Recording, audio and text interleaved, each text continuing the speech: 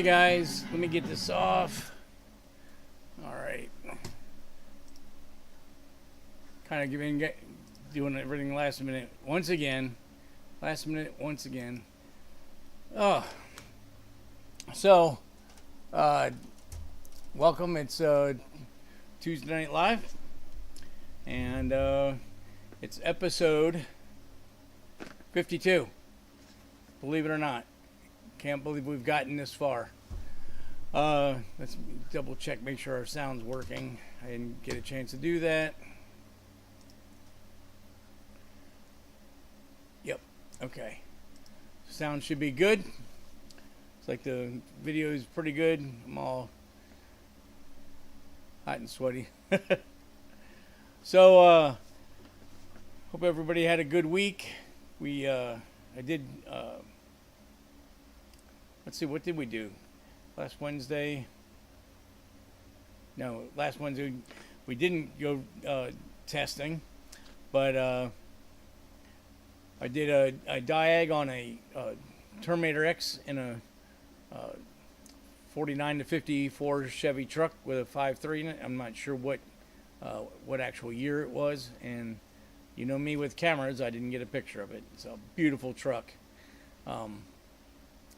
But you know, we'll go over that. It had a run issue. It was the first time I've run across this, so I want to give out the information. So if anybody else runs into something like this, they can,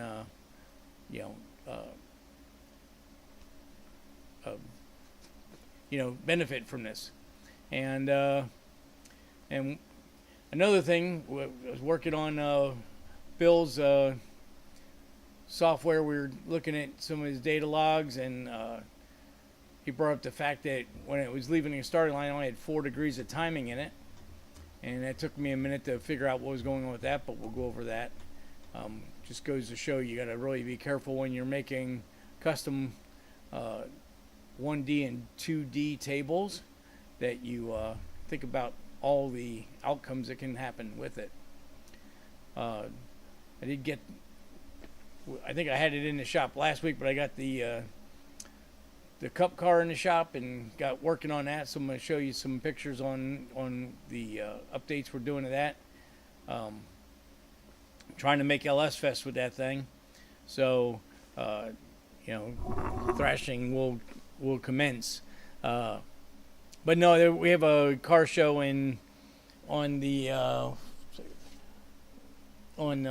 August 2nd.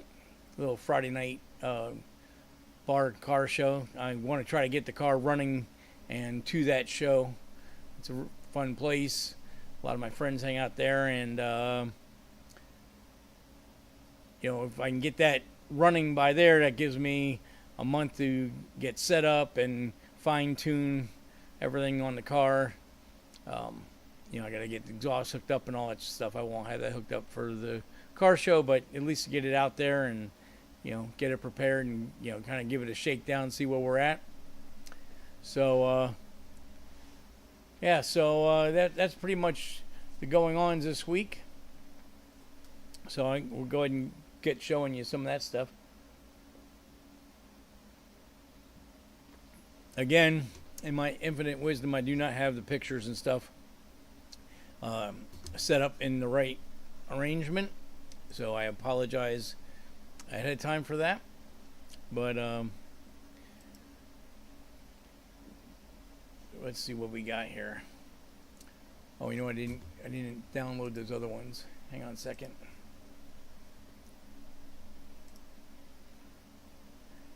So I had quite a few things I had to do to it just to get it going. The glass on the car was terrible. Sorry, I'm downloading it while I'm talking.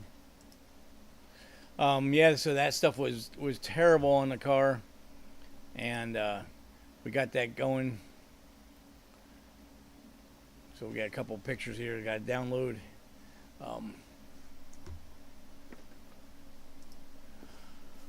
But as soon as we get those done, wow, it looked like a mess. Been hot down here. So yeah, anyway, so I had to repair the hood, and we're putting all new Lexan windows in it. I got the brakes apart, and the calipers were frozen, and of course their brand has been, went out of business 15, 18 years ago. So it's one of those things that you just gotta chase. So I've been chasing parts. I did find on eBay. I found some new brake parts. So that looks like that's going to be pretty good. Let me just do this. Sorry, I'm doing two things at once.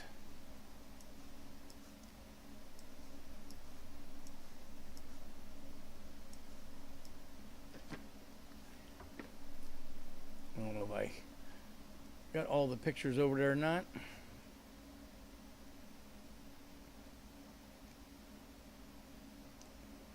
No, I didn't. Hang on, I gotta put my glasses on. Sorry about that.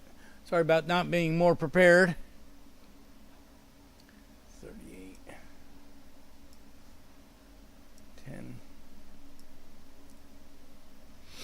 I guess those other pictures didn't show. So let me just do that real quick. Going too fast.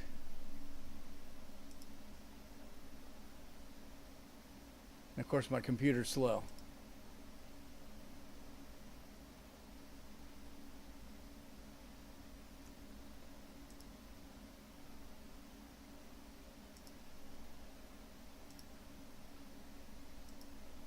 Okay.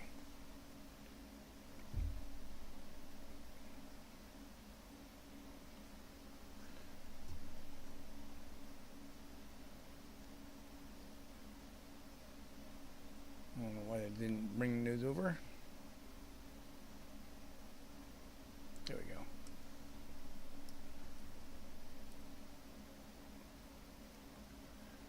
$53, $41, $10, $21, $38, $7.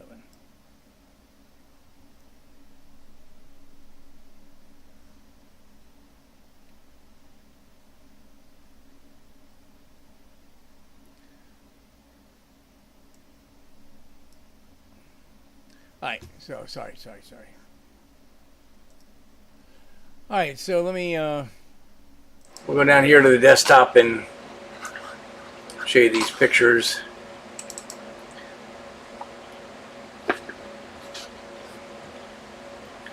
So I got the glass out, had to sand a lot of this steel, get this all cleaned up.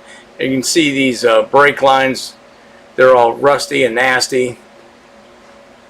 So I did all that stuff. I don't have these pictures organized, so bear with me. There's the old windshield and the new windshield getting ready to get cut.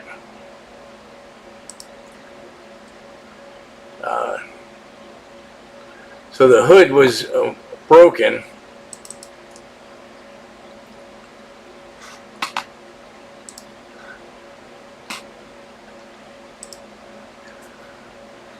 Kathleen Castillo, hey, how you doing? Bill, hey man, how you doing?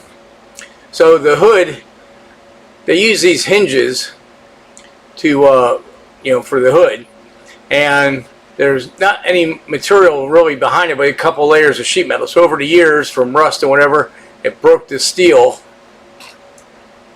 and I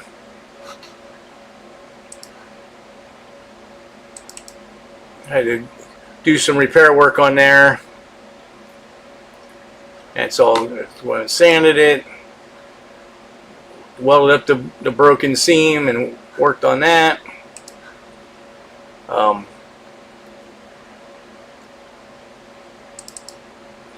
These are totally not in order. I apologize again. So, they had a piece of sheet metal folded over, but the reinforcement rod stopped way back there. So obviously that's why it snapped off, or was trying to snap off. There's another picture of it. So what I did was I took this, we call this pencil rod. I added a piece there, I've got it cut, ready to be welded in. And of course, the next picture is not in place.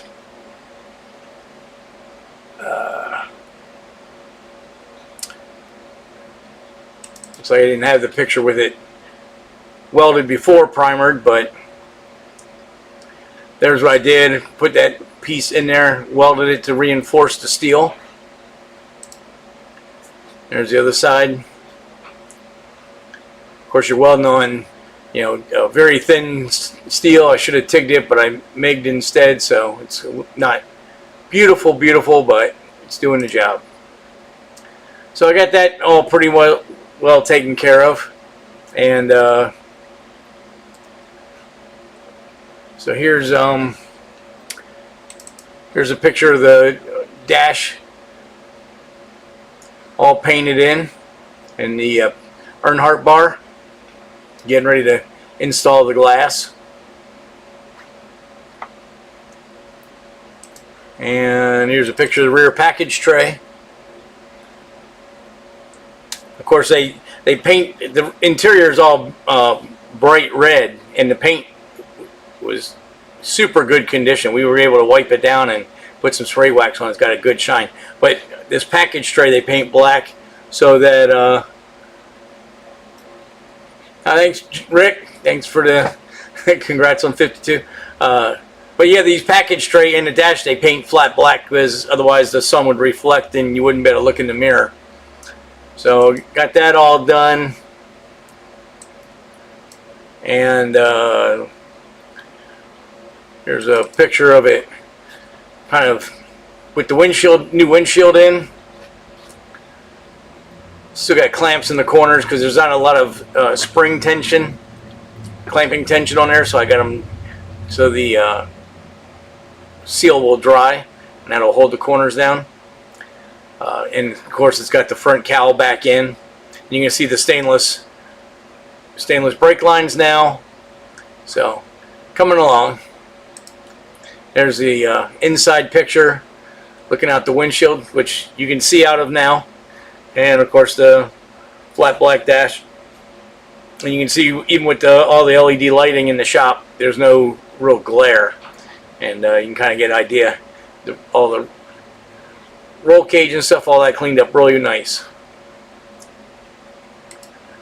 And one more thing, and I got the short block is just about done there. 6-liter LS, which will get Ford valve covers and a fake Ford distributor cap in the front, so it'll look like a Ford since it's a Ford car. But yeah, that's coming along. I'll get that finished up, and hopefully Monday that'll go in the car, and see if we can get this thing done in time to go to the car show. Not a life or death if it doesn't, but just that's what we're trying to do. So anyway, that's where we're at with that stuff. That's the updates on that. So Giancarlo brought his Chevy pickup truck. Thanks, Bill. It's coming out better than I thought it would. So when all the glass is in, everything, it's gonna be cool. But yeah, so he brought his Chevy truck in. It had a FiTech. He bought a crate motor with a FiTech. He couldn't get it to work at all. So he called the company he bought it from, and they gave him a Terminator X Max, and he put that in, and he got that running pretty good. And I went down about a month or two ago and did some tuning on it, and he still had the FiTech sheet metal intake on it, and the thing was just pretty gutless down low. And of course, you know, it's a truck with all the bells and whistles street vehicle, so I mean it's probably, you know, 3,500 pounds or so, and it just didn't feel spunky at all. So I mentioned to him about the Trailblazer SS manifolds and how they make so much more torque than those short manifolds, and so he went ahead and did a manifold swap on it, and was driving around and was real happy with the way it was running, but he noticed that the farther he drove it, it started hiccuping and bucking, and of course, so he limped it back to his house as fast as he could, and contacted me and said, hey, I got this problem. It's in the tune or something, I don't know, but I'm afraid to drive the truck. So he drove it up to me last week, and the short drive, he's not far from me, a couple miles, probably 7 miles. So on a 7-mile drive to me, it didn't mess up. We went out and took it for a couple road tests, and sure enough, after we went about another 5 miles, he rolled into the throttle, and it would just start cutting out and bucking, and so you lift and eased into it, and it would drive okay, kind of. And so I got some recordings on it. And the more we drove it, the worse it got. So we did some preliminary testing. Really didn't see anything. Couldn't find anything in the tune. Was checking to make sure we weren't losing ignition signal. Relays weren't opening or something. All that checked out good. Went for a road test again, and we just about got stranded in it. So, luckily every time we'd go for a road test, I would take a data record. So, I'll show you what we found. Let me go back to the computer screen here. So, put my glass on so I can see. Open up this base file. So this was a file we were working on.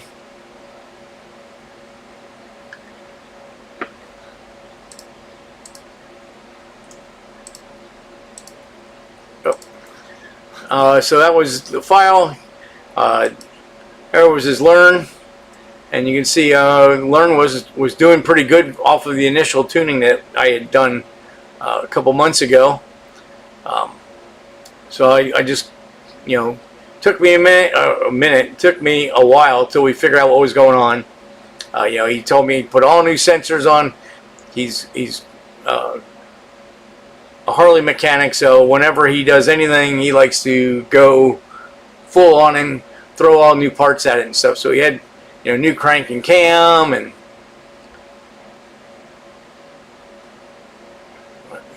Bill says when I change the screen, the mic gets loud and clear. I don't know what's going on. Oh, I know it's wrong. We got the wrong microphone on there. Let me fix that real quick.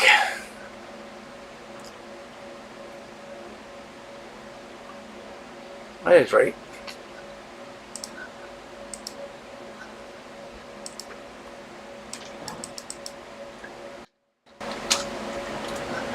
That should be better. For some reason, when I switched screens, the microphone had different settings, so apologize about that. So anyway, we went ahead and was going over the data logs, and I'll show you what we found.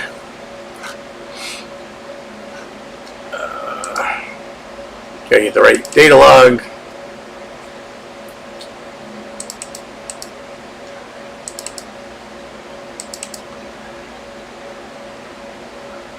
Yeah, so yeah, Bill, I apologize about that. I got to go in and check all the settings. For some reason, when I change screens, the microphone has different volume settings. I don't know why it did that.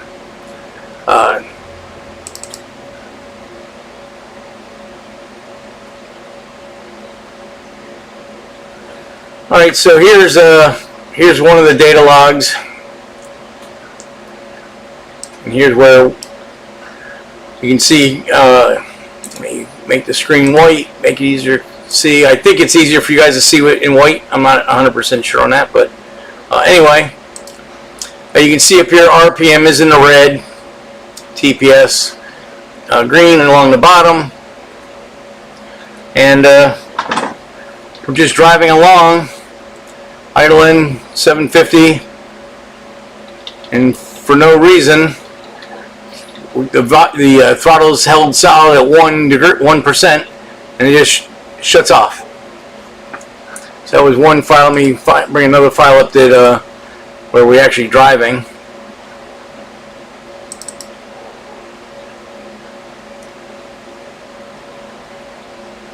There's a good one.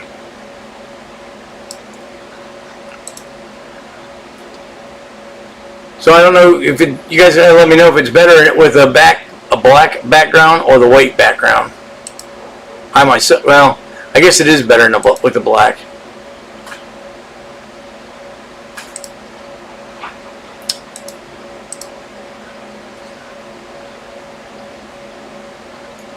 How do I get back?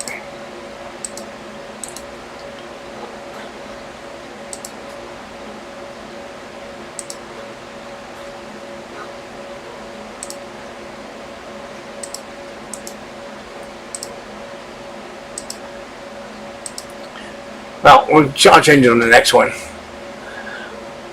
Yeah, definitely appreciate that, Bill. Because I don't know, I can't hear what you guys hear, so I got to rely on you guys to give me a heads up. Anyway, so here you can see we're running 1200 RPMs, and it starts to sputter. And this is, I didn't see this originally, but you see the RPM is going back to syncing. And it's trying to die RPM. It goes RPM sync, and you can see he's fluttering the throttle trying to catch it, and it just won't run. So after looking at this thing for quite a while, trying to diagnose what it was doing, let me go ahead and pull up another data log.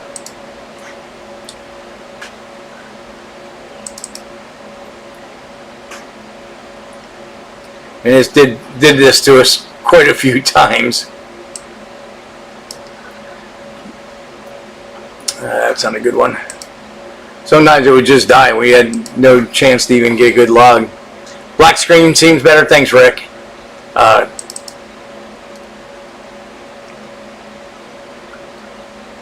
here, well, here's another one. We're just driving along, and it just shuts off. You can see it's going down.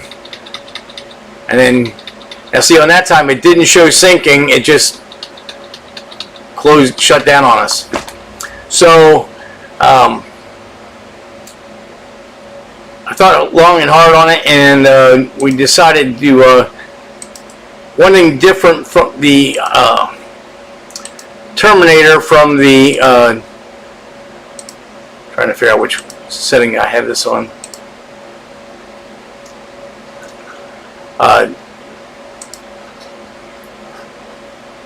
Why didn't it save that? Oh, I know why. Let me just switch the data log. Oh, it's not in this one. Late as usual. Hey Ryan, no problem, man. Yeah, I'm sure you got to be getting close on that truck though. It's looking beyond fantastic. So let me just quickly, I forgot I was doing this on my laptop, so I don't have the proper settings in here. Let me just do this. So one thing about the Holley system, when you're in data logs, this whole section over here is everything the computer has in it. And these are the tables you can look at. So you can just make one whatever you want to make. Just throw all that stuff back over there. We're going to call that diag.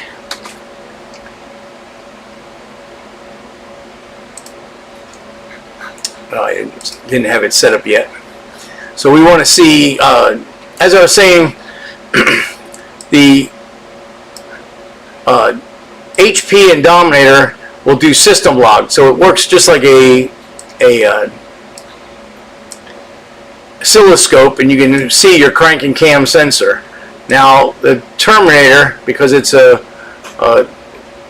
less robust system, it doesn't have that. So, but they still have the diagnostic channels in the software, so you can still go back and get this all set up and do data log. So, all right, now we got the data log, the diagnostic channel set up, and we're going to call it Giancarlo. All right. So now we can go in here and look at our diagnostic codes. Now we can get rid of all these. So when you have the double clicks, it gives you the scale, but we don't need the scale because on the diagnostics, it's just on or off. So when I went to I need RPM on there.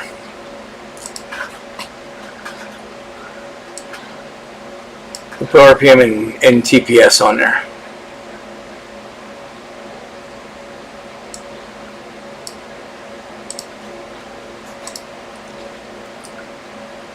Then you can save it as a config, and that way you can bring it up whenever you want to look at it in that manner. Alright, so we got our RPM down here. Again, so you could have double checked it, put the scale. Best I leave the RPM up. So here's our RPM, and it starts to die. And then I noticed this number 6 diagnostic starts climbing. Now, what you have to do then is you have to do some research and try to figure out what that means. So I found this on the web that diagnostic 6 is a crank error counter. So what that's telling us is when the engine starts losing its fire, the diag 6 is seeing a crank tooth relation error to the cam sync. So it's seeing, it's got, this motor is a 58X, so it's a 58 -2 crank trigger wheel, and it's a 4X cam sensor. So the computer is watching the crank and the cam. So the cam is still there, and it's all of a sudden it's starting to miss teeth on the crank, so it starts showing this diag 6. So that led us to we know we had a cam or crank error. Again, these were brand new sensors that he just put in. So we also have our diagnostic 7. So there's a bunch of them that are all related to crank issues. Let's go back to our log. So we got the green 5 is triggering, and we don't see 7 or 8. So the next thing we did was we went in and we turned off the cam sensor. So going in the software, we're going under the ECU, which is system parameters. Now on your HP and Dominator, it's a little easier to turn it off, but in the HP and Dominator, yeah. So in the Terminator, you got to get the ignition signal going, ignition parameters rather.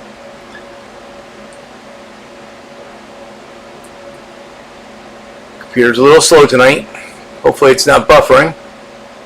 Alright, so you can see here there's no place for that, so you got to go into custom, and then you do a custom config.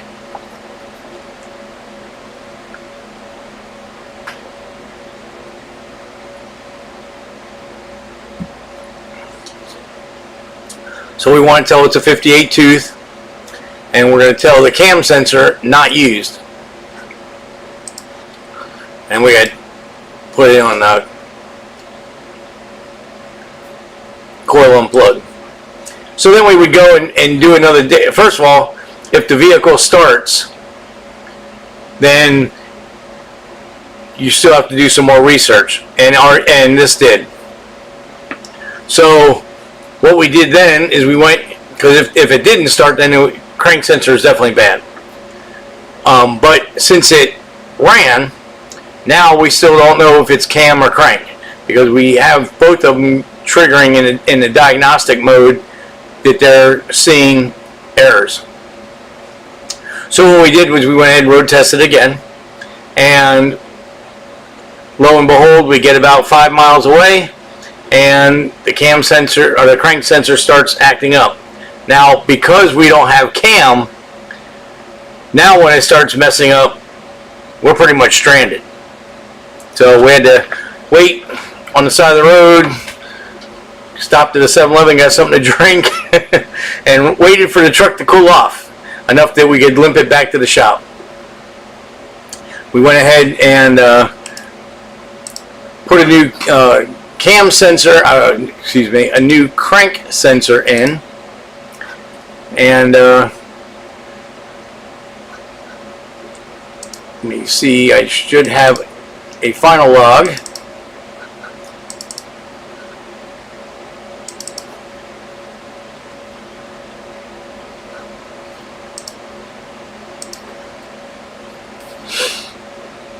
So let me get rid of some of this stuff so you guys can see what's going on here.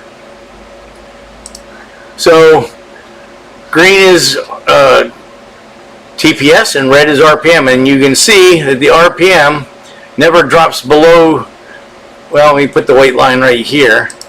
There, so now the RPMs never dropped below the 700 RPM point during the whole road test. And if we go to our diag calibrations,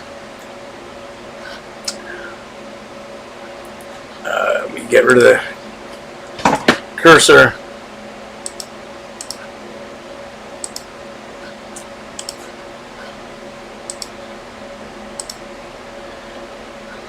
So which one's that? Oh, it's our, which diag is that? And oh, so yeah, so that is the diag. So you can see they're straight across, nothing high, low, just straight lines. The engine never got below our RPM, and it ran great. So problem solved. So just something I wanted to show, because I've never ran into this on an LS engine, and you know, I confess I pulled my hair out for about 2 hours trying to figure out what was going on with this. So I just wanted to show you guys.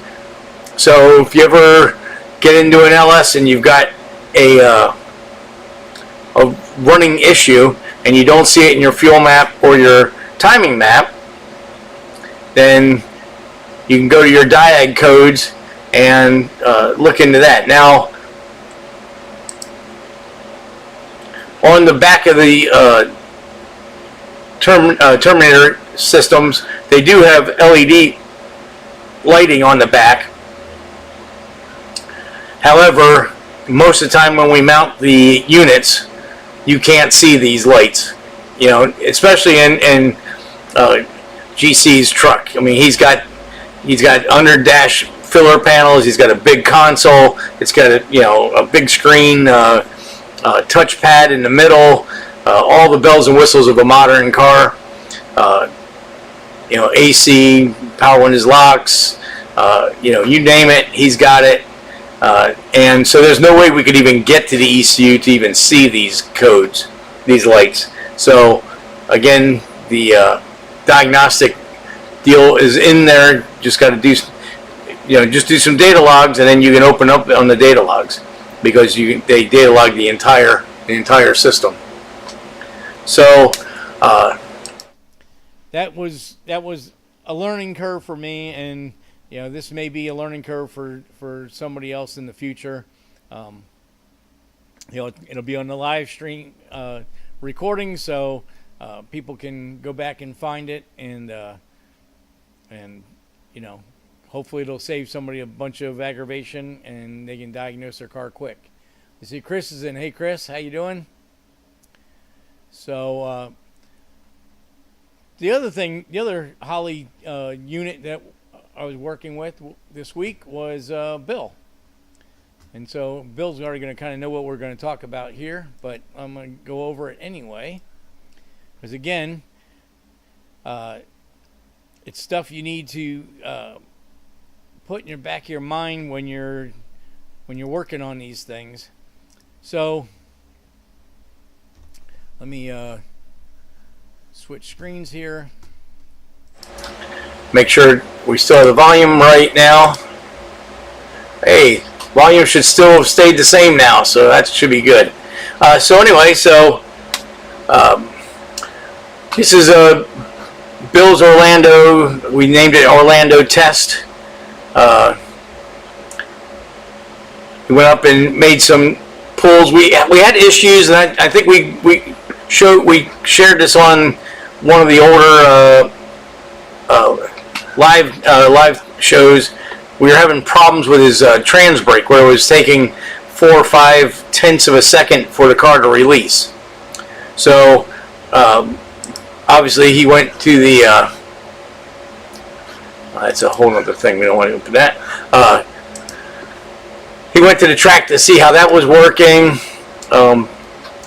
and so let's pull up a run.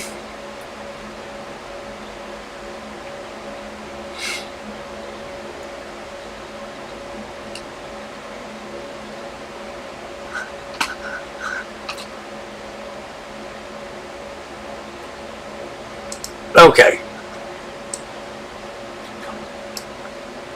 So here was his first run of the day. Everything looks good. Shift points are 7,015 and 69.84. So I mean that's pretty darn spot on. So because that takes there's calibrations in there that you have to do for the shift points. I'll show you. Because the engine accelerates much faster in first gear, so you got to lead the shift point by a few hundred RPM, so that by the time when the tach hits that early number, by the time everything happens, the car shifts on time. And on the 2-3 shift, the engine's accelerating a little slower, so you don't have to go so far in advance. So let's pull up the drag race log. So here's our drag race screen.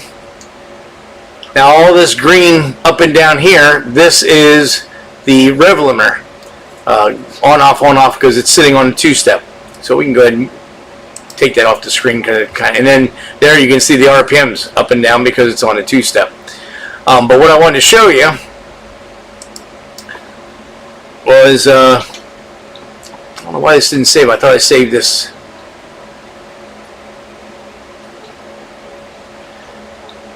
So you can see here on the screen, this is the rev limit. Obviously it goes on off because as it's exceeding the RPM. So it goes off for good right there. So we're going to use that as our 0 point. We want to make that to 0. Of course, we have to reopen the file now. Okay, so here's our 0 point. And this white line is our dry shaft sensor. So if we scroll forward until we see, let me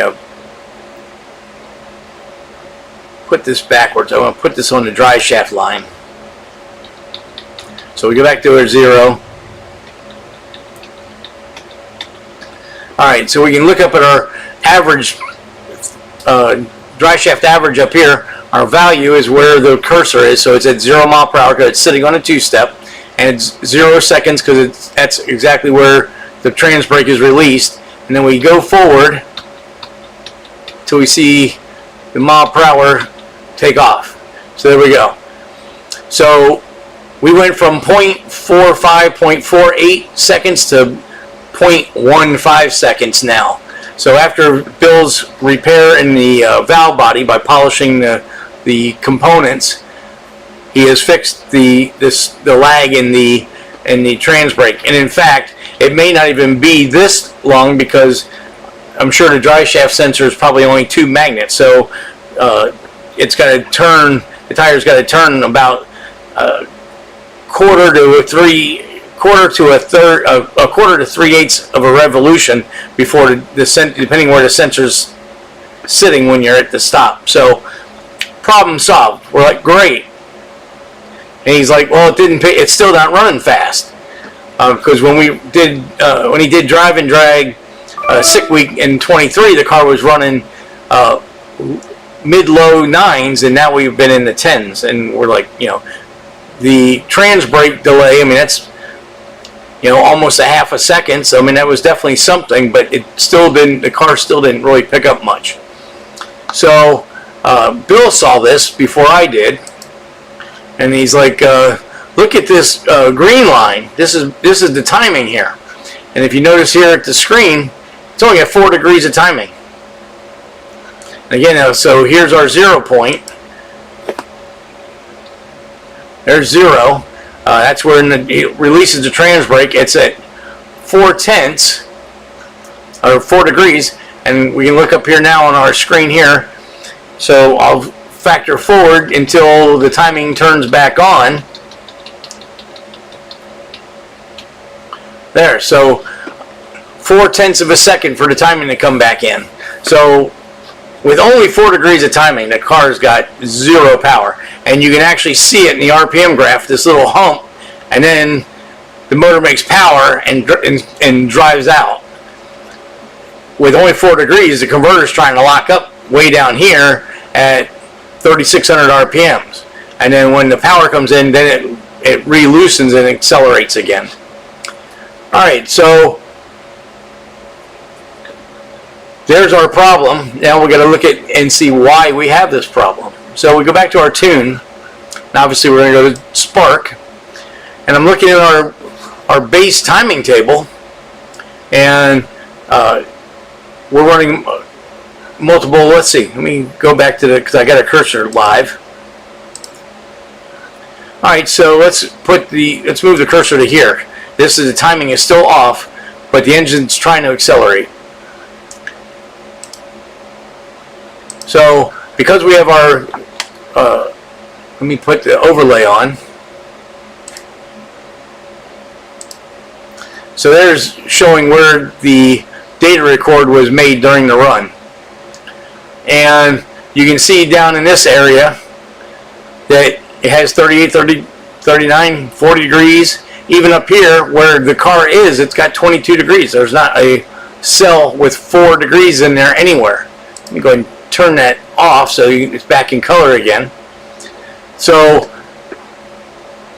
it's not the timing table. We don't have knock retard. So then I said, wait a minute.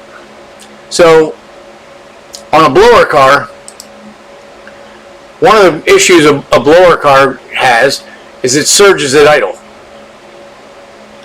So to make it to where you can drive the car around, I created a idle surge timing table.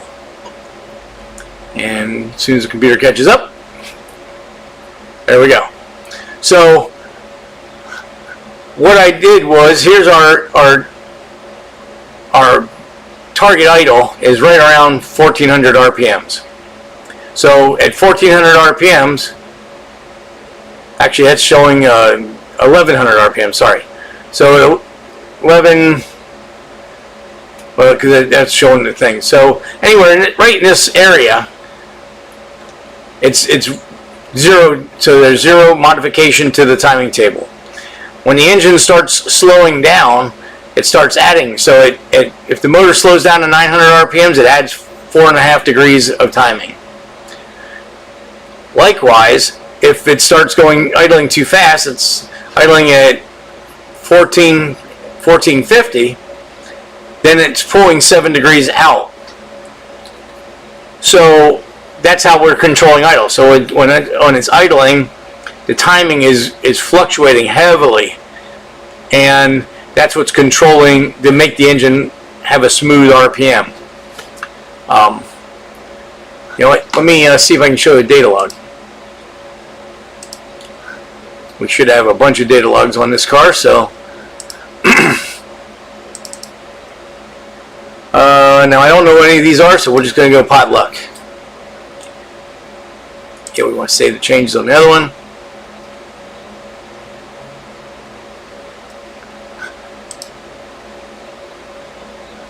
Alright, so here we go.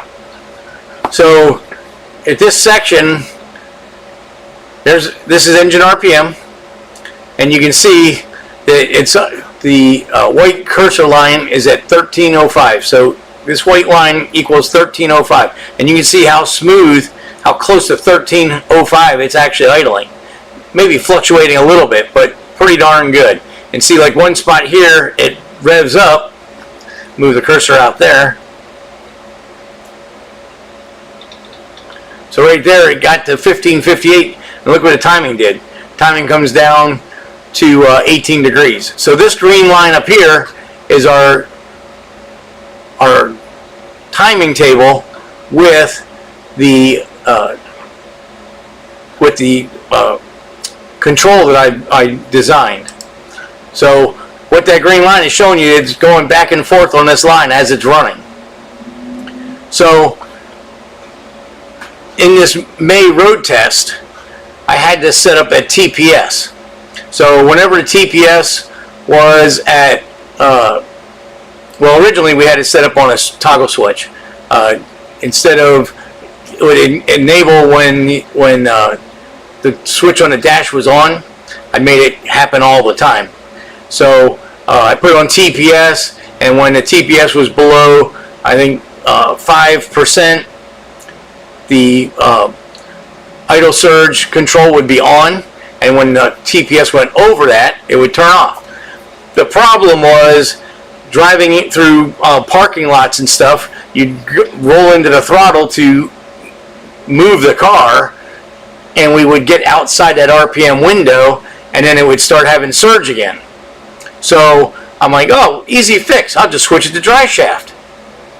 So set the dry shaft. So when the dry shaft is below 4 miles per hour, guess what? Idle surge control is on, and when the dry shaft exceeds 6 miles per hour, it turns it off. Well, that's exactly what it did. So we'll go back to our file before that. I think it was this one. Yes. So we go back here again, and we pull up. We go switch this to our drag race sensors, and we can see the dry shaft is 0. So that's why the timing retard was there. So let me put timing retard back on the screen, so you can see until the dry shaft hit here, 6 miles an hour. That's when it turned off. So that was on me, my bad.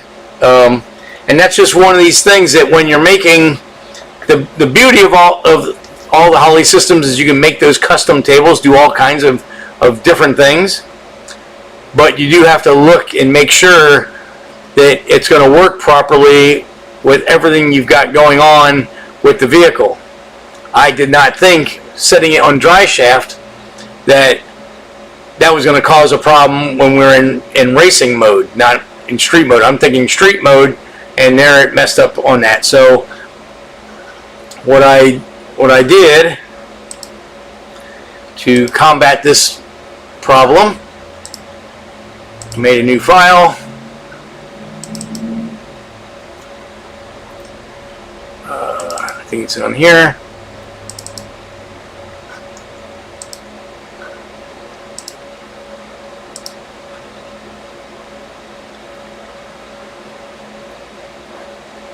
Yeah, these tables are great because you can do traction control and all kinds of stuff. But like I said, you got to think and make sure you cover your bases. Hey, John, glad you could get in here tonight. So, what did I do to fix this? So what I did here was once the motor gets to 1650 RPM. 1650, what's the one behind it? Here at only 5 degrees out, 1647. So as soon as the engine gets over 1650, basically the surge goes back to zero. So I still left it on dry shaft for the street cruising portion of it to get so the idle surge control would still work and let the car run and have a smooth idle. But once the engine got above 1650 RPM, no matter what the dry shaft is, the timing is going to go back to zero. So that should fix the issue. Obviously, we'll have to test to make sure, but that should do it. So just one of those things I just wanted to show that, even people that do this make mistakes. You just have to, when you make a table, really look at everything you're doing and the whys and hows and what other scenarios could fall into that same parameter. So hopefully that's useful information for somebody someday. And we'll keep on trucking with Bill's car. I think we've got that all solved. So I think now it's going to get back into our mid-low 9-second area. And also when Bill was going over notes, he realized he did change, added a couple teeth to the crank blower pulley, which is going to probably cost about a half a pound to boost, or maybe a pound. So we'll have to figure out if he's going to put the other pulley back on or what we're going to do with that. But it should be in the mid-low nines again anyway, between the trans brake sticking and the timing not working properly.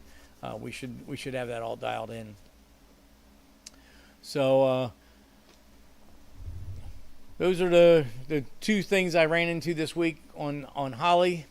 There was some stuff with the Excel DFI. Some people were hitting me up on DM messaging on Facebook, but that was on the older Gen 6 system. I don't even have any of that software on a computer anymore.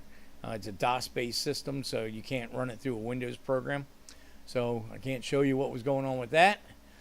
But basically cold start, and I just had to point him in the direction of increasing his fueling during cold start, and that should solve his issue.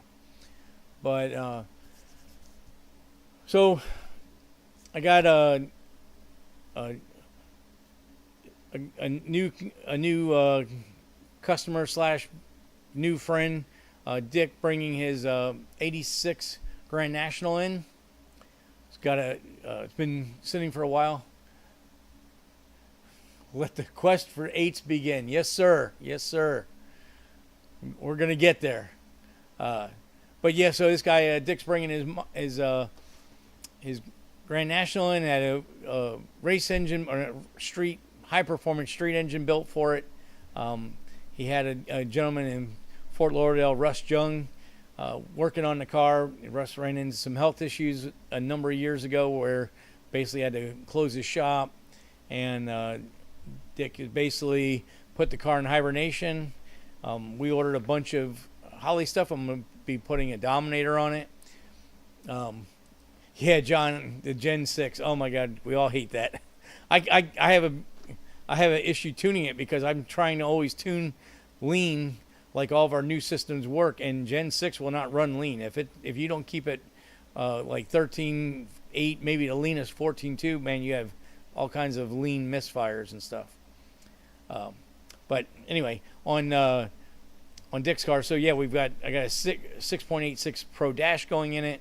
We're doing Holley Smart Coils, boost control, all that going in. Actually, I think I'm going to put a HP computer in that car.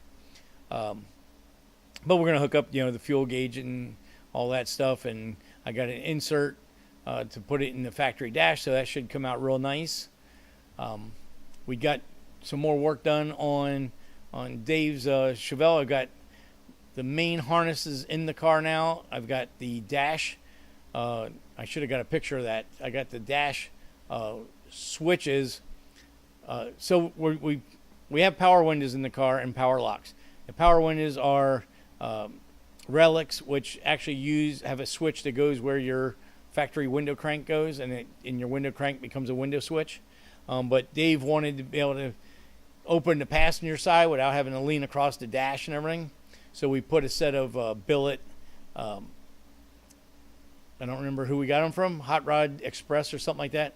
We put them on the bottom of the dash cluster.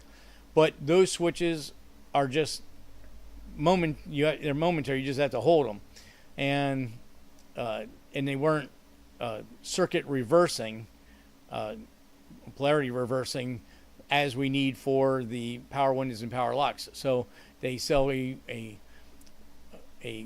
reversing relay. So I had all this wiring coming out of the switches, plus all these relays.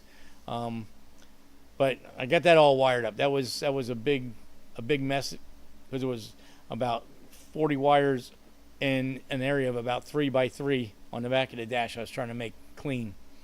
So I got that all situated, and I got the front headlight harness is in. Headlights are working, LEDs are working, all that. So that part of the harness is done. So now I just got to go to the taillights and then install the Terminator, and we're ready to put the dash in, and that thing's getting very, very close to firing it up. So that's going to be good. And I'm going to keep on with the Cup Car. I did mention earlier the car had JFZ brakes on it, and the pistons were frozen. So I was trying to find rebuild kits, and can't find them anywhere. I didn't want to take these apart till I thought I had found parts. I had a bunch of different stock car shops that have, buy and sell. They go into the race shops and buy all their discontinued and obsolete parts, and then they shelve them and then resell all this stuff. And nobody could find any parts for those.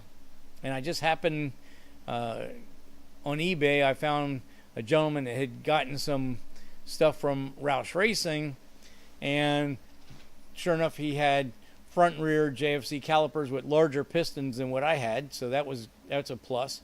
And they had rebuild kits that came with them, and they were still operational calipers, so they don't even need to be rebuilt yet.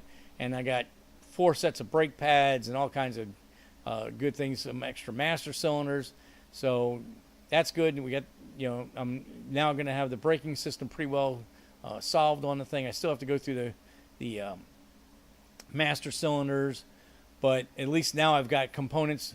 The master cylinders are Lockheed, old style,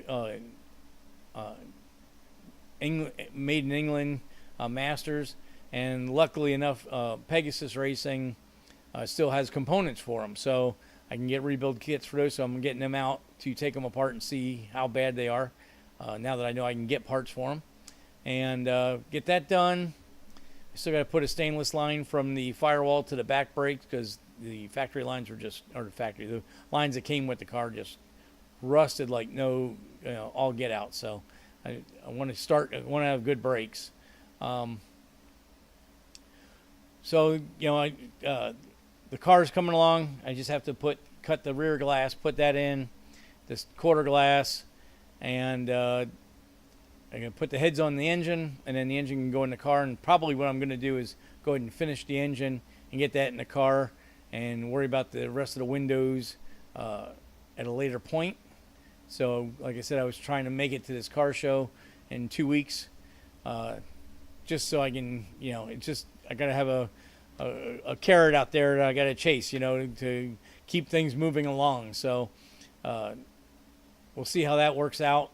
If it doesn't make it, it doesn't make it. But I really like to try to do that, and that way it gives me a month to fine tune. I'd be able to do a little road test with the car and figure out what other things it needs before I go to tow it all the way up to Bowling Green LS Fest. So I'm working with some people up there. I missed, I probably said, many shows ago, but I missed the registration for the Grand Champion Autocross division. Those things sell out fast. Normally, within 30 or 40 minutes, they'll sell out 350 passes. So I missed on that. I do have a show car pass.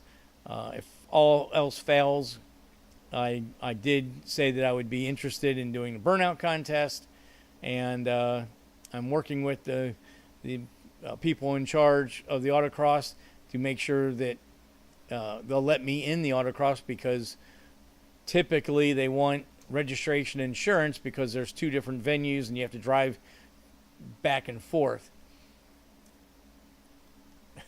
Yes, you're right, Ryan. I do have a lot of carrots out there chasing. But so to hit both venues, you're required to have registration and insurance, and obviously I haven't got that far with the car. So we'll see how that works out. I told him I wasn't worried about going to the National Corvette Museum racetrack. I was just going to stay at Beach Bend and do the Beach Bend autocross there, and then the 3S Power Stop, and of course Grand Champions also get a shot at the drag strip. So we'll see how that all works out. I'm trying to see. I had a chance to purchase somebody else's autocross package that isn't going to make it. So there's going to be others coming up, and I just wanted to have a verification that if I spent the money for the passes, I can actually run. So things we're working on, just moving along. What I try to do is put a little time in each car each day, and so by the end of the week, something's done, or you've gotten something done. So keep moving along with that, and we'll keep getting things done, working away at it. So anyhow, maybe this weekend I'm gonna try to get some more. Get a couple videos put up. I've been missing for the last couple weeks. Oh, and a good possibility we'll be running Rihanna 2.0 at Orlando on Saturday. There's a grudge race up there, and we're going to run the Junior 484 class, which is 484 stands for the bore center, so it's a big block. You can't have a 5-inch bore center or 5.3 or any of that stuff. It's got to be a stock bore center block. And in the D League, no lockup converter, single 4-barrel. There's a couple of different rules there to try to make them not quite as expensive as an A or B League car with all the bells and whistles. So Kelly's been running the car. We've been chasing that sand or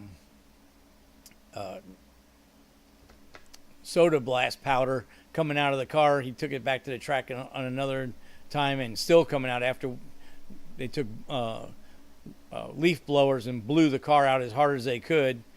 So yesterday he put the car up on the projects and actually drilled a hole in the front and rear of the rocker and flooded it with water, and he said you couldn't believe how much more stuff came out of the car. So hopefully all that's out of the car now, and we can actually start making some power pulls on it. So I guess we're going to try to do that either Thursday or Friday night, and then Saturday will be the race.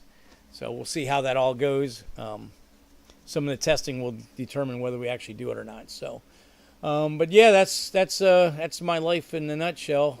What we got going on this week, and what I have coming up for the next couple weeks. So, one of the things, Dick's Grand National, obviously that's going to be a long-term project right now until we can get the Chevelles fired up. But at least the car's here, and we can start picking away at that also. So, going through all the parts, and find out what's missing and stuff like that, and all that. So, I think that's all I got for tonight. Yeah, soda gets everywhere. Yeah, and they did the frame with the body off, and they did the body off of the frame. So 2 separate things, so it got into everywhere. So hopefully he's got it all out. But yeah, so I think we're gonna go ahead and cut the show here. That's all I really had for tonight. Try to come up with some interesting stuff next week. Obviously, we do run the Junior 484. I'll try to get some video and have some discussion on that, and give you updates on where we are with Dave's car and with the Cup car. You know, and I still have a couple of things left to do on Mike's Trans Am. I just got all the parts today, so I got about a half a day I got to spend on that, and that'll be finished up also. So, moving along. That's why I got Dick's car coming. One car's leaving, bring another one in. So, anyhow, making progress, and we'll go from there. So, appreciate everybody getting on tonight. You have any questions about the Holley stuff or any other kind of questions on anything you're working on, leave them in the comments and we can bring it up next week. But other than that, I think we'll go ahead and call it quits for tonight. I appreciate everybody coming on. And I hope we got, thanks for Bill letting me know about the mics. I didn't know we had that issue, so hopefully that's fixed now.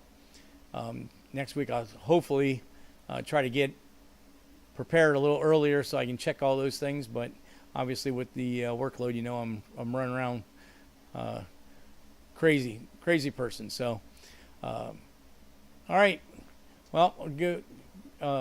Everybody have a good week, and we'll see y'all later. See ya.